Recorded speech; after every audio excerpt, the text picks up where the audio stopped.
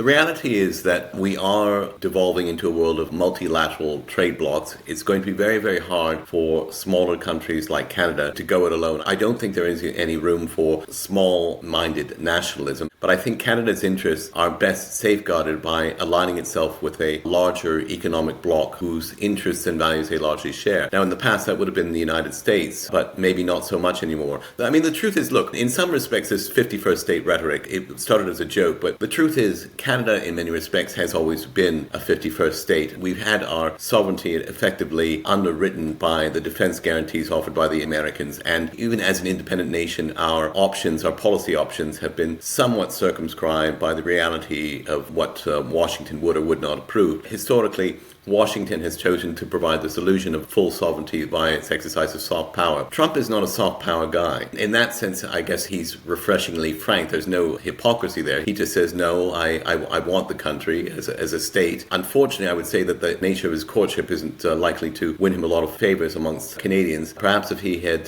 said, let's go for a North American-style common market and more envelop Canada more fully into the embrace of the United States that way, his ultimate aim of annexation would have been more feasible, at least more acceptable. But I think to court someone by saying you're absolutely worthless and you can't survive without us, but by the way, why don't you become a cherished 51st state? That kind of rhetoric, it doesn't really work well up here.